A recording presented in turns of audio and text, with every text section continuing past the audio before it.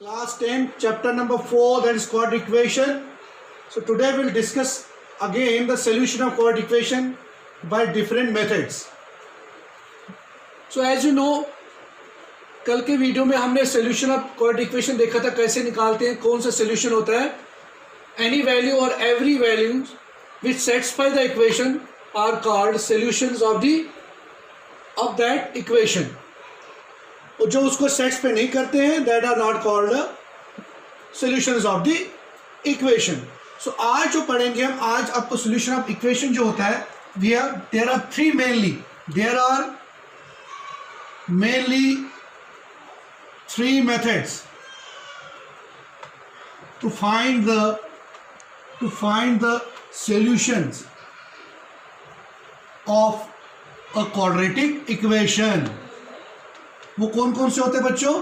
By factorization. By factorization पहला है, जिसको हम दिखाते हैं स्प्लिटिंग द मिडल टर्म से. Splitting the middle term. दूसरा बच्चों आपके पास होता है by completing the square. By completing the square. और तीसरा जो आपके पास है that is by quadratic formula. By quadratic formula. By factorisation splitting the middle term से, by completing the square method से, बाय क्वाड्रेटिक फॉर्मूला मेथड से. लेकिन आप बच्चों जो आपके सिलेबस में इस बार है वो है by factorisation method and by quadratic formula. By completing the square method आपका डिलीट हो चुका है सिलेबस से, इसलिए ये आपको नहीं करना है ये वाला मेथड. सो हम दो ही मेथड इस चैप्टर में डिस्कस करेंगे. तो आज पहले हम फैक्टराइजेशन मेथड को ले लेते हैं. बाय फैक्टराइजेशन मेथड कैसे हम सॉल्व कर लेते हैं.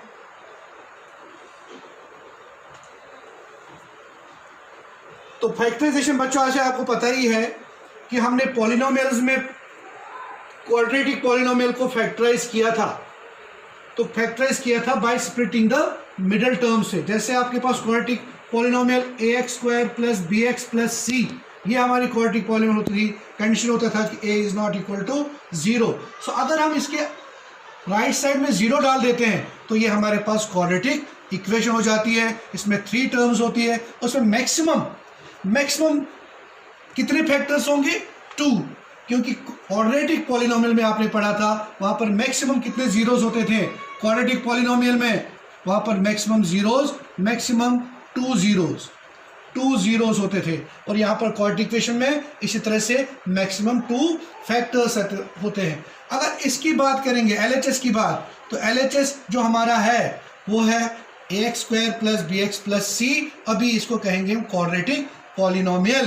तो अगर क्वाड्रेटिक पॉलिनोमियल में हम फैक्टराइज करते हैं तो हम क्या करते हैं, 2 जीरोस लेते थे. तो अगर हम मान के चलते हैं कि इसके 2 जीरोस अल्फा और बीटा है, अल्फा और बीटा, तो अब इसके फैक्टर्स क्या होता था, x - अल्फा और x - बीटा. क्योंकि अल्फा बीटा अगर हम इसके 2 जीरोस मान लेते हैं, इसके मैक्सिमम 2 जीरो होंगे.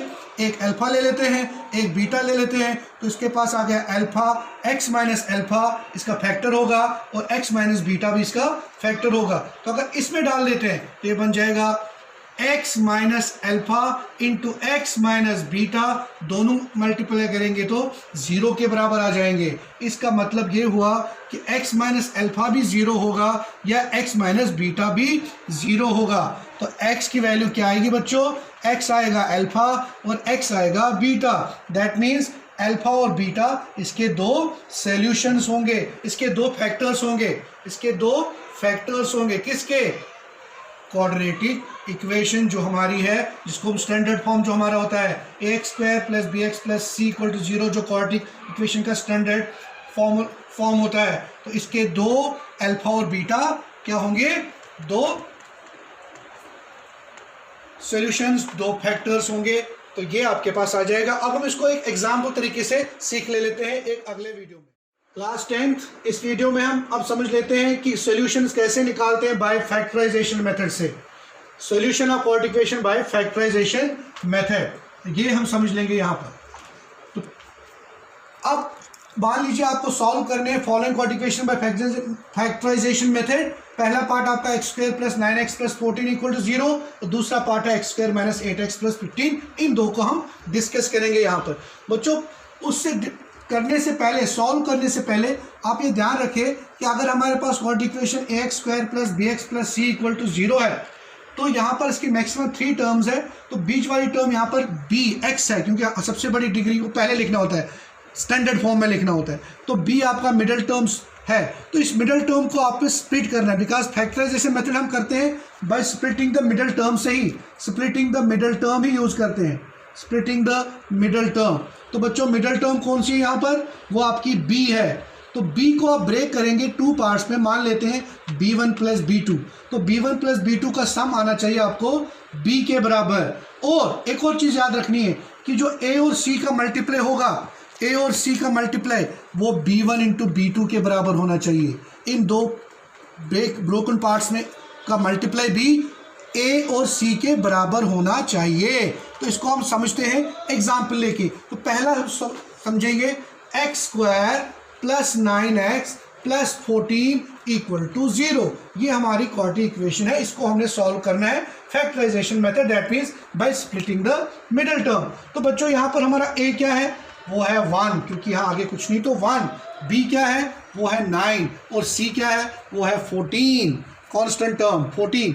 तो आपको b को ब्रेक करना है 2 पार्ट्स में, वो है b1 प्लस b2। तो इनका सम आना चाहिए b के बराबर, और b1 इंटू b2 का जो मल्टीप्लाई होना चाहिए वो a इंटू c के बराबर। लेकिन a इंटू c का मल्टीप्लाई कितना है बच्चों, 1 इंटू 14, 1 इंटू 14, 14 के बराबर।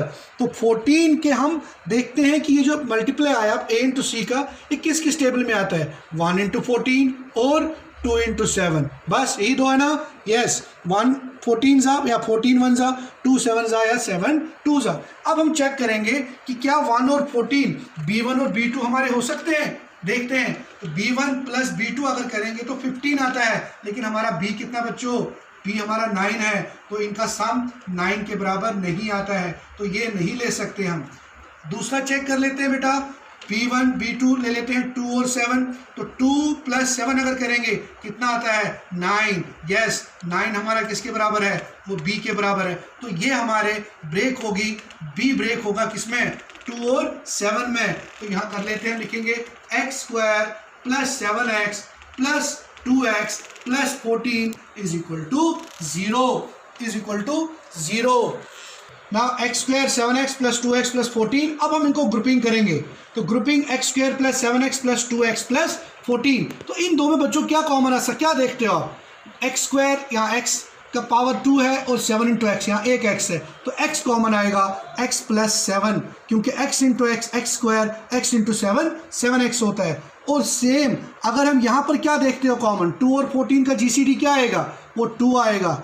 ग्रेटेस्ट कॉमन डिवाइजर 2 ही हो सकता है ना, मतलब कॉमन आएगा 2, अंदर क्या बचेगा, x प्लस 7 इक्वल टू 0। अब देख लो बच्चों, x प्लस 7 यहाँ भी है, x प्लस 7 यहाँ भी है, तो x प्लस 7 हम लिख सकते हैं एक ब्रैकेट में, और इनके बाहर वाले x प्लस 2 दूसरे ब्रैकेट में equal to 0। That means x plus 7 भी 0 के बराबर हो सकता है, x प्लस 2 भी 0 के बराबर हो सकता है, या इन दोनों का मल्टीप्लाई 0 हो सकता है, विच इम्प्लाइज हम लिख सकते हैं इसको either x plus 7 equal to 0 or x plus 2 equal to 0, x plus 2 equal to 0। तो x plus 7 equal to 0 का मतलब क्या हो बच्चों, कि x equal to -7 और x equal to -2। तो ये दो आ गए इसके सॉल्यूशंस, x -2 तो रिक्वायर्ड सॉल्यूशन फैक्टराइज हुआ था, ये यहाँ तक ये फैक्टराइजेशन से हो गया था, लेकिन वैल्यू निकालनी है तो x की वैल्यू -7, प्लस का 7 जाके -7 बना, प्लस का 2 जाके -2, क्योंकि अगर माइनस होता तो ये प्लस में आना था। तो दो सोल्यूशन कौन से आ गए, these are the required solutions by factorisation method. एक और ले लेते हैं बच्चों, सेकंड पार्ट इसका जो है एक्स स्क्वायर, जल्दी से 15 इक्वल टू 0। तो आपका b जो है वो 8 है, a जो है वो 1 है और c जो है वो 15 है। तो b1 इंटू b2 ठीक है, किसके बराबर आना चाहिए, a इंटू सी, लेकिन a इंटू सी कितना आपका 15, तो देखेंगे 15 किसके टेबल में आता है, 1 इंटू 15 और 3 इंटू 5, बस इतना ही है ना बच्चों। यस, अब चेक करते हैं कि b1 b2 कौन बन सकते हैं, ये दो बन सकते हैं, नहीं बन सकते। 15 प्लस 1 16, लेकिन हमारा कितना है b बच्चों, b हमारा 8 है, तो 15 प्लस 1 16 होता है, 8 नहीं होता।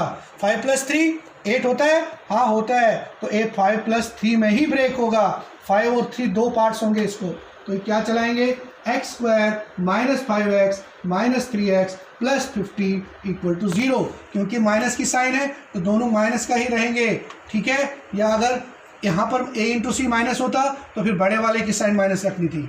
अब grouping x common, x minus 5 minus 3 common, x minus 5 equal to 0। तो आगे चलकर एक और स्टेप, x माइनस 5 दोनों में कॉमन है और x माइनस 3, तो x की वैल्यूज इधर x minus 5 equal to 0 which implies x कितना आएगा बच्चों 5, और x माइनस 3 0 के बराबर लेंगे तो x कितना आएगा 3, तो ये दो सोल्यूशन आ गए। कौन कौन सा, x5 और x3, इसके दो सोल्यूशंस है, दो फैक्टर्स है। तो फैक्टर, ये भी फैक्टर्स मीन्स अगर इनको पुट करेंगे, 3 करेंगे पुट तो 0 आएगा RHS, 5 करोगे तब भी इसका LHS 0 बनेगा और RHS के बराबर। सेम केस हेयर, -7 पुट करोगे इक्वेशन में लेफ्ट साइड में x की जगह, तो आपका RHS 0 के बराबर, इसका 0 आ जाएगा LHS और 0 के बराबर।